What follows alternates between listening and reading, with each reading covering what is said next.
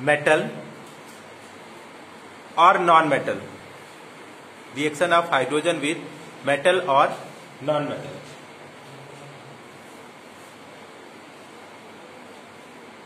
They are of following types. They are of following types. First heading डालेंगे ionic hydride.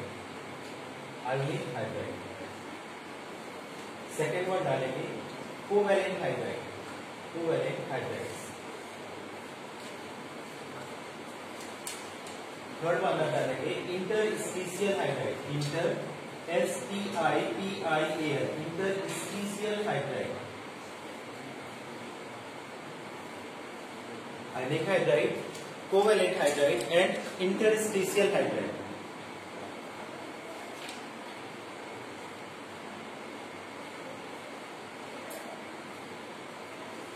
ठीक है, एक minute आपका लेते हैं. देखिए हाइड्राइड्स हम पढ़ क्यों रहे हैं, उसका रीजन ये है कि जो भी हाइड्राइड होते हैं they are the strong reducing agent, है ना. They are strong reducing agent. बहुत ही अच्छे रिड्यूसिंग एजेंट होते हैं हाइड्राइड, इसलिए हम लोग हाइड्राइड्स को पढ़ रहे हैं. रिड्यूसिंग एजेंट आपको पता है कि अगर आप कभी भी मेटलर्जी पढ़ेंगे, कभी भी मेटल को निकालेंगे, है ना, जब आप आगे के क्लासेस में जाएंगे मेटल को एक्सट्रैक्ट करेंगे, जब जो हम लोग घर बनाते हैं कुछ भी करते हैं मेटल की जरूरत पड़ती है, तो जब निकालते हैं तो मेटल कभी भी फ्री स्टेट में नहीं मिलता है ना. मेटल रिएक्टिव होते हैं तो कंबाइंड स्टेट में पाया जाएगा. जैसे मान लीजिए आयरन है तो ये क्या है Fe2O3 में पाया जाएगा, है ना. या आपका कोई भी हाइड्राइड लीजिए, कोई भी मेटल लीजिए, वो जैसे आपका Fe है, इसमें FeS में पाया जाएगा, तो ये इसमें है. या ZnS होता है या ZnO होगा, या जो भी आप लेंगे बहुत सारे मेटल हैं वो अपने फॉर्म में पाए जाएंगे. तो अब इसको रिड्यूस करने का एक तरीका ये भी है कि इनमें से कोई को, क्योंकि सबके पास हाइड्रोजन है ना, हाइड्राइड पढ़ रहे हैं तो सबके पास हाइड्रोजन है, तो ये करते क्या है कि इसकी वजह से ये सब रिड्यूस होने की टेंडेंसी रखते हैं, सब रिड्यूस हो जाएंगे. तो अब ये रिड्यूस होगा तो आपका Fe दे देगा, ये भी Fe दे देगा, ये Zn दे देगा, ये Zn, मतलब ये रिड्यूस हो जाएंगे मेटल में. समझ में आ रहा है बात. तो रिड्यूस करने में ये यूज होते हैं, इसलिए हम लोग हाइड्राइड को पढ़ रहे हैं. They are the strong reducing agent, right. अब पहला हेडिंग डालेंगे ionic hydride. Ionic hydride.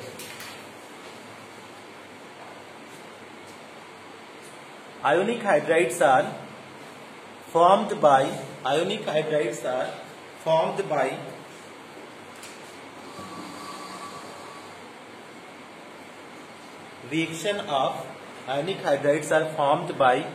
reaction of hydrogen with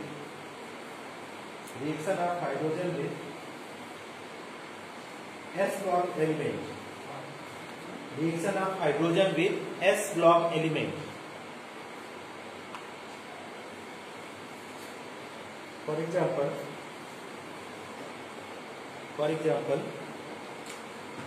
जैसे आप कोई भी हाइड्राइड की फील्ड दिया अपने हिसाब से, अब LiH कल हम लोगों ने देखा था प्रिपरेशन करके, NaH, ठीक, BeH2, ठीक है, ऐसे एक्सेट्रा कर दीजिएगा. ये सब S ब्लॉक के हैं. लिथियम हो, सोडियम हो, पोटेशियम हो, ये are from the S block element.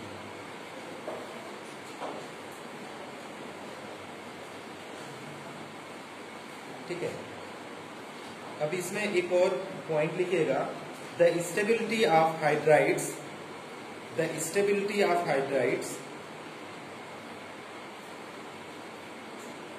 decreases on moving. The stability of hydride decreases on moving down the group.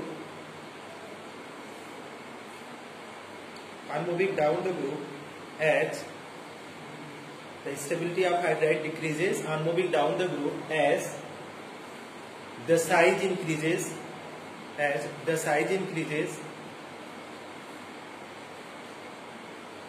So that bond enthalpy क्या होगा? Bond enthalpy decreases. Bond enthalpy decreases.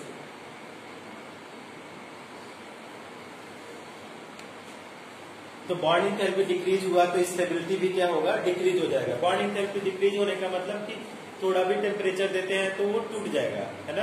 और टूटा तो वो क्या है, अनस्टेबल हो गया। तो जैसे आप एक ग्रुप का आप लिख लीजिए कि मान लीजिए हमारे पास LiH है, फिर नीचे में हमारे पास NaH है, फिर हमारे पास KH RBH है ना, CSH।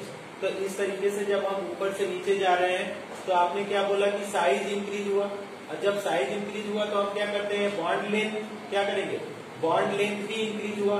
अब बॉन्ड लेंथ इंक्रीज हुआ दैट इज हम लोग क्या करते हैं, बॉन्ड इंथैल्पी क्या हो जाएगा, डिक्रीज हो गया। बॉन्ड इंथैल्पी डिक्रीज हो गया। बॉन्ड इंथैल्पी डिक्रीज का मतलब कि बॉन्ड वीक हो गया, ठीक है, कम एनर्जी के टूट रहा है। तो हम क्या करते हैं, स्टेबिलिटी को क्या बोल देंगे, स्टेबिलिटी डिक्रीज।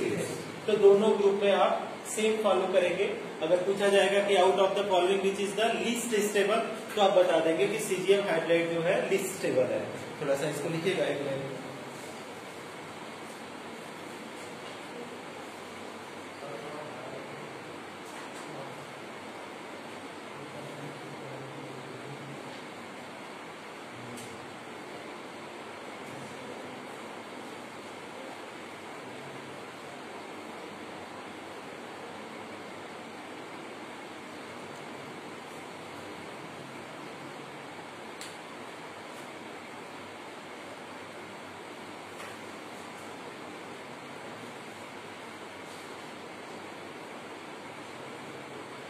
नहीं दिखाई दे रहा है क्या,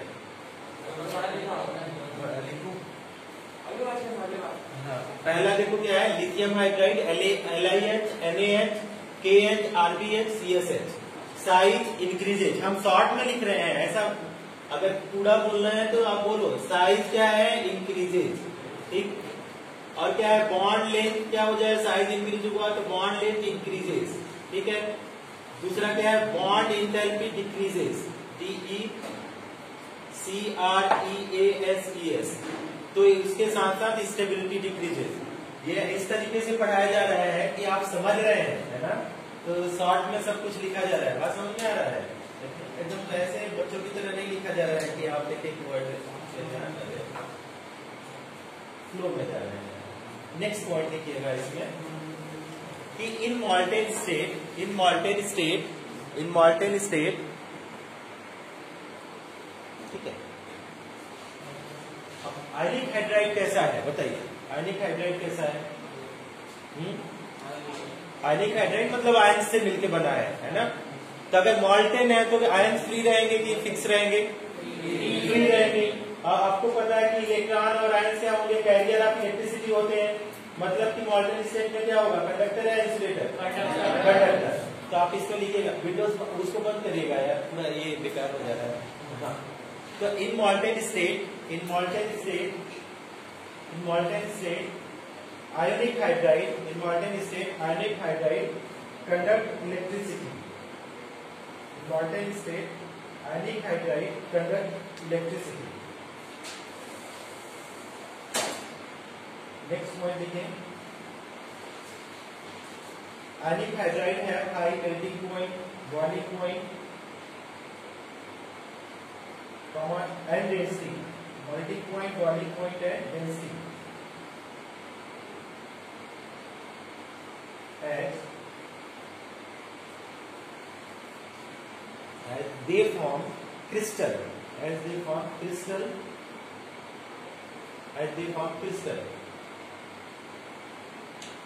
that is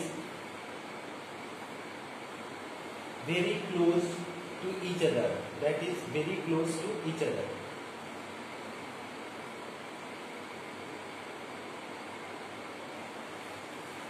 ठीक है। आपको समझ में आ रहा होगा कि ये क्रिस्टल बनाते, जैसे नमक आपने देखा होगा, है ना। तो उस हिसाब से ये क्रिस्टल बना लेगा, जो भी हाइड्राइड होगा इस तरीके से आपका क्रिस्टल बनाएगा, और उसमें पोजीशन सबका क्या होगा, फिक्स होगा। और जब आपको पोजीशन फिक्स है मतलब कि उसके बीच में अट्रैक्शन अच्छा खासा है, ठीक। तो आप इसको तोड़ेंगे तो ज्यादा आपको एनर्जी देना पड़ेगा। तो इसका whether if you are talking about boiling point और you are talking about melting point, ये सब ज्यादा होगा। अब आपने क्या बोला, क्रिस्टल बनाया तो पास में है, ठीक है। तो पास में तो डी इक्वल टू क्या होता है, m/v। मास पर यूनिट वॉल्यूम क्या होगा, ज्यादा होगा कम होगा, ज्यादा होगा। तो आपका डेंसिटी क्या हो जाएगा, अगर डी की बात करें भी ज्यादा होगा, है ना। तो अब ये होगा आयनिक हाइड्राइड में। ठीक है, इतना ही रखिए। और नेक्स्ट हेडिंग डालिए, नेक्स्ट हेडिंग डालिए covalent hydride, covalent hydride, covalent hydride. These hydrides are formed by the reaction of these hydrides are formed by the reaction of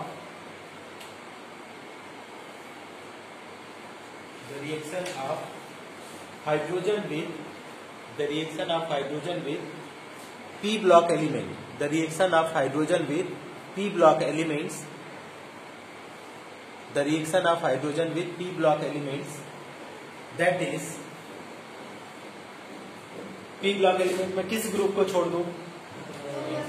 noble gas को छोड़ दिया जाए, ठीक है।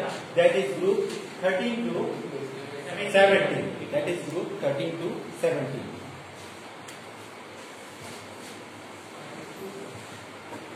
एग्जाम्पल आप लोग लिख दीजिएगा, कोई एग्जाम्पल बताओ, खड़े हो जाओ। HCl, हाँ ठीक है, HCl इन्होंने बताया हाइड्रोजन हैलाइड, ठीक है। अब बताओ,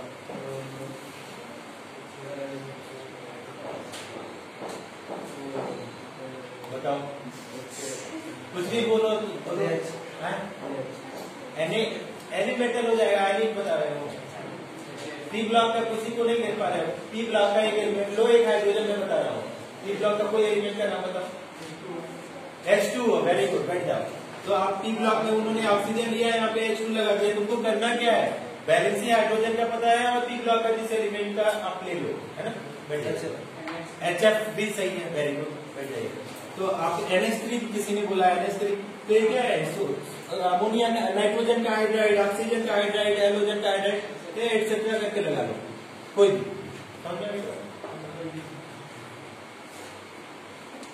तो कोवैलेंट हाइड्राइड क्या है कि they are formed by the reaction of hydrogen with P block element, और पी ब्लॉक में भी आपने स्पेसिफाई किया ग्रुप 13 to 17, ठीक।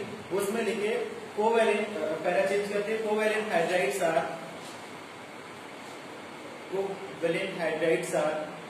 also 3 types,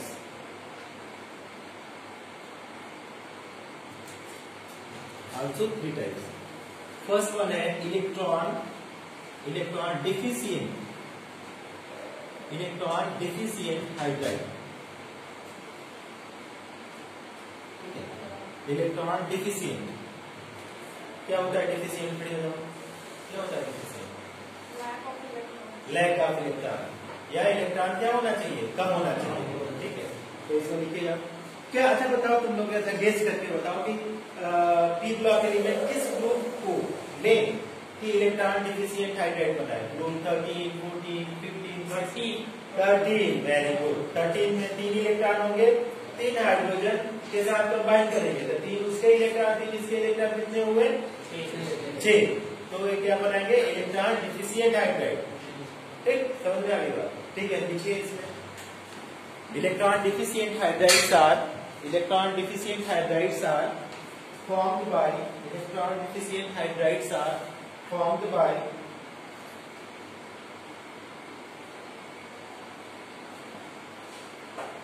the element of group 13 and hydrogen, the element of group 13 and hydrogen, the element of group 13 and hydrogen,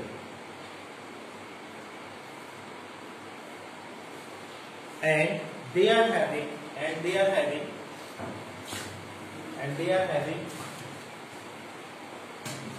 क्या होना चाहिए? Less number of electron और more number of, less number of electron than किससे? Than octet, less number of electron than. अभी भी आप जो fundamental यही है केमिकल बॉन्डिंग का कि ऑक्टेट कंप्लीट होना चाहिए। तो ये आपने बना दिया। बताओ एग्जांपल बताओ, एग्जांपल बताओ। इलेक्ट्रॉन डिफिशिएंट का कोई एग्जांपल बताए? BH3, वेरी गुड बैठ। तो आपका एग्जाम्पल इन्होंने बताया कि BH3 बताया, और दैट इज आप ये भी ले सकते हैं BH3, ग्रुप 13 का लीजिए AlH3, ठीक। तो अगर इसको आप बना करके भी देखते हैं तो बोरान हुआ, हाइड्रोजन हुआ, ठीक। तो इस तरीके से इसके इलेक्ट्रॉन देखेंगे तो आपके 6 इलेक्ट्रॉन मिलेंगे, है ना। तो आप ये तो डबलेट बना लेगा, कोई प्रॉब्लम नहीं है। लेकिन ये जो है this will be what, total 6 electron, total क्या लिखेंगे 6 वैलेंस इलेक्ट्रॉन। तो total 6 valence electron, that is क्या लिख सकते हैं, that is 2 electron less than octet. 2 electron हम लोग क्या बोलेंगे, लेस देन ऑक्टेट। तो 2 इलेक्ट्रॉन अगर लेस देन ऑक्टेट है तो हम लोग दैट इज क्या लिख सकते हैं, that is electron, that is it is example of electron deficient hydride,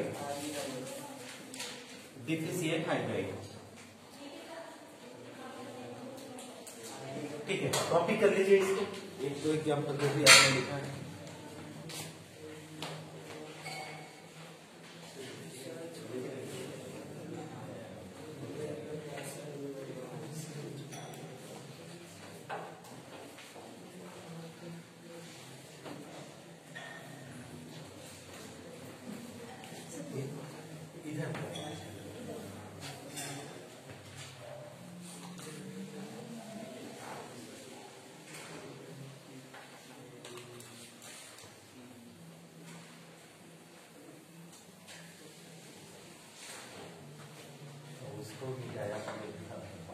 सब हो गया क्या?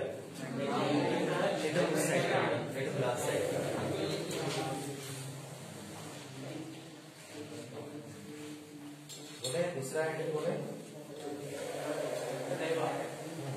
आराम से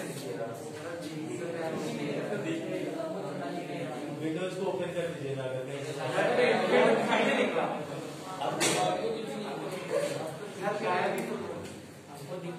सर कुछ लिखे थे क्या बोलते नहीं, कौन है?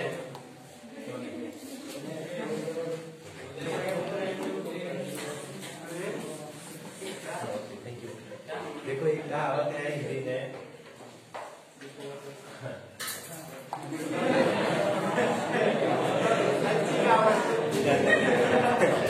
एक कहावत है हिंदी में कि आंख के अंधे नाम नैन्सी, आंख के अंधे नाम नैन्सी, आंख के अंधे नाम नैन्सी, आंख के अंधे नाम की नैन्सी। क्या मतलब है? नहीं मतलब है,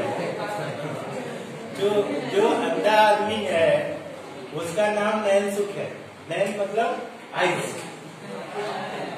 सुख मतलब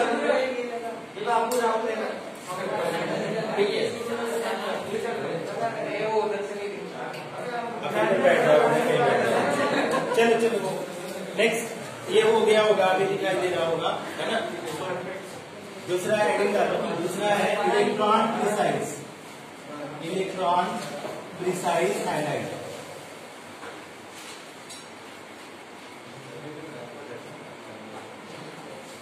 electron precise highlight.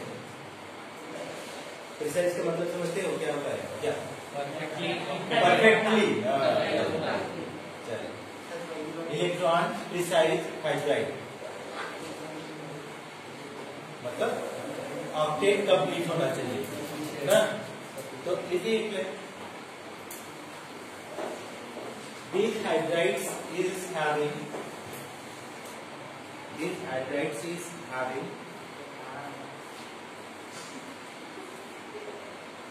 complete octave. These hydrides is having complete octave and is formed by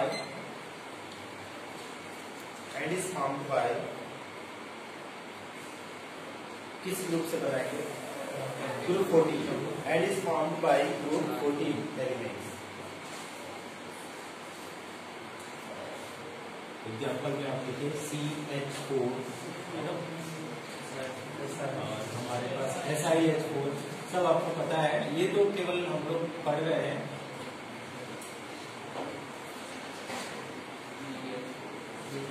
तो अगर आप तरीके से बनाते हैं, लेकिन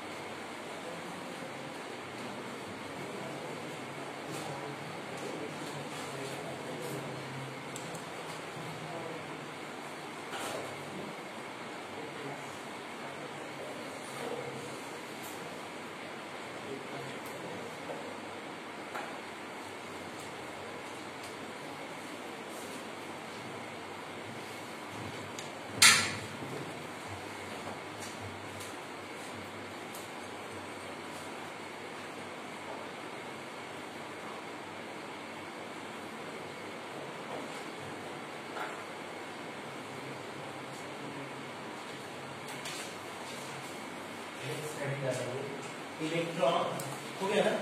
नहीं, हाँ ठीक है, लिखो लिखो लिखो।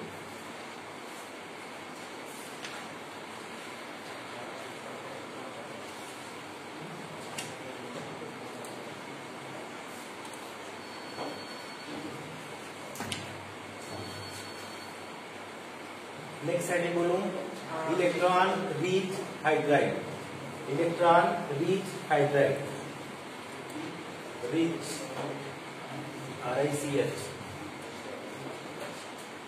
Electron reach hydride.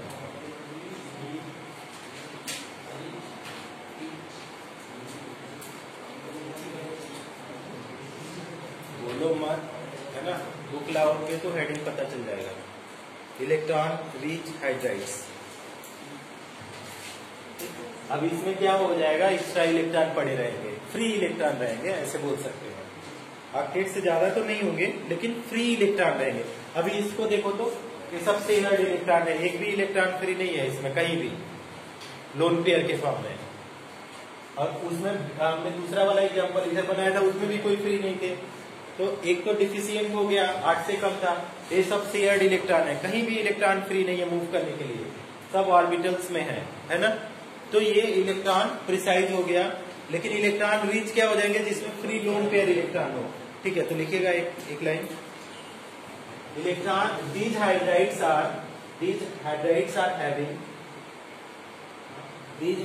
are having excess electron, these hydrides are having excess electron in the form of lone pairs, in the form of excess electron in the form of lone pair, excess electron in the form of lone pair। कौन से group के पास रहेगा lone pair, 15, 16, 17। ठीक है, तो अगर हम लोग बात करें फॉर्मा लगा देंगे, formed by group 15 to 17 element, 15 to 17 elements, formed by group 15 to 17 element. Example हम लोग लिख देते हैं। एग्जाम्पल पहला मान लीजिए 15 का NH3, तो यहाँ पे लोन पेयर इलेक्ट्रॉन होगा। दूसरा हम लोग लिखेंगे, उसके बाद H2O, ये भी हो जाएगा लोन पेयर इलेक्ट्रॉन। और हमारे पास HCl, तो हमारे पास इस तरीके से लोन पेयर इलेक्ट्रॉन होंगे। ठीक, अब इसको हम एक एक करके समझा भी देते हैं आपको। अगर हम लोग बात करें NH3 को, समझ लीजिए पहले, आपको पता भी होगा, केमिकल बॉन्डिंग आप लोगों ने ठीक से पढ़ा है। तो NH3 को लिया तो हमारे पास इसमें NH3 में क्या है, एक नाइट्रोजन है, नाइट्रोजन के पास 7, तो 2 and 5, और हमारे पास हाइड्रोजन, 3 हाइड्रोजन है, तो इसके पास तो 1 है। अब हम लोग लुईस डॉट से हम लोग पढ़ रहे थे, जितना वैलेंस इलेक्ट्रॉन उतने नंबर ऑफ, जितना वैलेंस इलेक्ट्रॉन उतने नंबर ऑफ डॉट, बॉन्ड कराओगे तो 5 बॉन्ड बना देगा जी, डॉट। ठीक है, जितना वैलेंस इलेक्ट्रॉन उतने नंबर ऑफ डॉट। तो हमने नाइट्रोजन को बनाया, कितना डॉट लगा दो नाइट्रोजन के ऊपर, तो 1, 2, 3, 4, 5।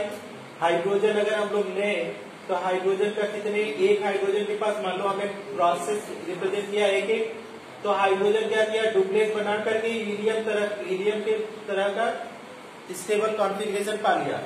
अब हम बात करें नाइट्रोजन का, तो नाइट्रोजन ऑक्टेट तो पूरा किया, लेकिन इसके पास एक लोन पेयर भी इलेक्ट्रॉन है, देखो ये। तो ए लोन पेयर क्या करेंगे, दिस इज लोन पेयर है नो, इसको बोलेंगे हम लोग एक्सेस इलेक्ट्रॉन, एक्सेस इलेक्ट्रॉन, ये लोन पेयर है ना, समझ में आ रहा है।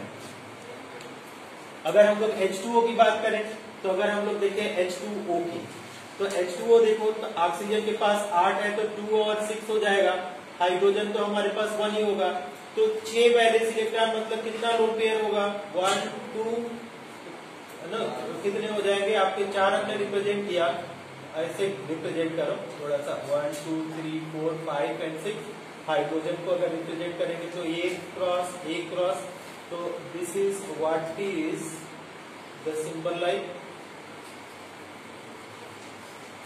तो आपका 2 लोन पेयर, HCl का अगर हम लोग बनाए यहाँ पे तो उसका भी आप बना सकते हैं कि क्लोरीन के पास क्या है 17, तो हम ऐसे लिख सकते हैं कि 2 8 एंड 7, हाइड्रोजन के पास है तो 1, तो अगर हम लोग क्लोरीन का लिखेंगे तो हम लोग कैसे बना सकते हैं, और हाइड्रोजन का लिखेंगे तो 1, हियर इज 2 3 4 5 6 7, और हाइड्रोजन का इस तरीके से, तो इसमें तो ऑक्टेट बना रहा है, कोई प्रॉब्लम तो है नहीं, लेकिन शेयर्ड इलेक्ट्रॉन इतना ही है, ये सब एक्सेस इलेक्ट्रॉन है ना, ये शेयर तो दो इतने दो ही है और ये सब एक्सेस है, तो आपका 3 लोन पेयर है, 3 लोन पेयर, तो these are known as excess electron. आ गया होगा आप लोग को।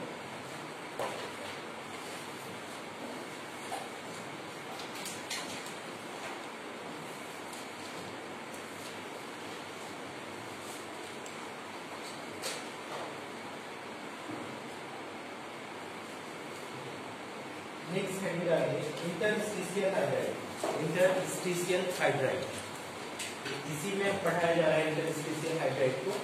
एक बार हेडिंग आपने डाला था शुरू में, ठीक है, लेकिन कोवैलेंट अब ये खत्म हो गया कोवैलेंट हाइड्राइड वाला, अब जो बचा है आपने आयनिक पढ़ा, फिर कोवैलेंट पढ़ा, कोवैलेंट के टाइप पढ़ा, अब लास्ट में आ रहा है इंटरस्टिशियल हाइड्राइड, इंटरस्टिशियल हाइड्राइड। बोलो इंटरस्टिशियल हाइड्राइड के बारे में। अब इंटरस्टिशियल क्या होता है पहले तो आप उसको समझ लीजिए कि इंटरस्टिशियल क्या होता है। तो अगर आप इंटरस्टिशियल का मतलब समझते हैं, देखिए जो डी ब्लॉक के एलिमेंट होते हैं, है ना, तो बड़े बड़े एलिमेंट होते हैं, मान लीजिए आयरन है या तो कोबाल्ट है, निकल है, ये बड़े बड़े एलिमेंट है, ठीक।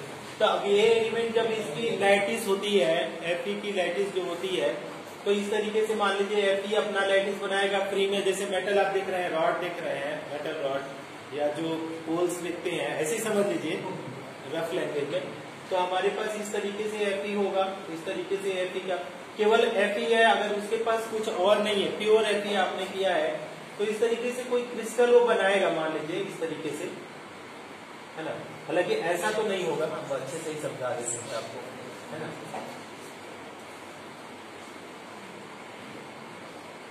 इस तरीके से रॉड बनती जाएगी, हम ऊपर का ऊपर जोड़ दिए, इधर जोड़ दिए, इसको जोड़ दिए, इसको जोड़ दिए, इधर से ऐसे हमने जोड़ दिया, तो इस तरीके से रॉड कंटिन्यूअस बड़ी रॉड ही बनती जाएगी ऐसे ही आगे। अब यहाँ ये सारे कॉर्नर पे Fe पुट कर दीजिए, हर जगह पे Fe पुट कर दीजिए जहां जहां आपको लग रहा है। अब हम पुट कर देंगे तो जो 4 एटम आएंगे, है ना, 4 एटम आएंगे, 4 एटम या 5 एटम के बीच में कुछ जगह बच रहा है क्या? नहीं बच रहा है ना। 4 अगर स्फेरिकल एटम स्फेरिकल होता है तो 4 एटम को पुट करिए तो उसके बीच में कुछ जगह बचेगा, या 3 पुट करेंगे तो भी जगह बचेगा, नहीं बचेगा। जैसे आप फुटबॉल ले लीजिएगा, बॉल उसको रखने की कोशिश करिएगा, एक हमने यहाँ रखा, एक यहाँ रखा, फिर उसके बगल में रखा, तो 3 तो प्लेन में आ जाएंगे, एक उसके ऊपर रख दो इस तरीके से, तो भी यहाँ पे जगह नहीं बचेगा, थोड़ा सा बचेगा ना। तो एक है नो, क्या बोला जाता है, space between the atoms, space between the atoms, atom नहीं एटम्स, है ना, 4-5 एटम्स के बीच में या 3-4 एटम्स के बीच में जो जगह होता है, that is what is known as what, interstitial space, ठीक। अब उसमें अब हाइड्रोजन कितना बड़ा है, हम लोग जब शुरुआत किए थे स्मॉलेस्ट है ना। अब यहाँ पे जो जगह बच रहा है, यहाँ पे क्या ट्रैप हो सकता है, ये सब तो Fe है, ये सारे मेटल है ये सब, लेकिन यहाँ पे H2 नहीं है, H नहीं एब्जॉर्ब हो सकता है, H या H2 हो जाएगा कि नहीं। तो ये जो अब मेटल और हाइड्रोजन हो गए, तो एक ऐसा इंटरस्टिशियल हाइड्राइड होगा कि नहीं? बात समझ में आ रही है? लिखिए, these hydrides are formed by these hydrides are formed by these hydrides are formed by elements of these hydrides are formed by these hydrides are formed by elements of group elements of D block and F block. Elements of D block and F block.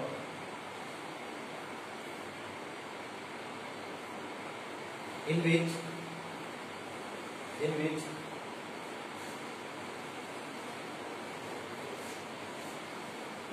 in their lattice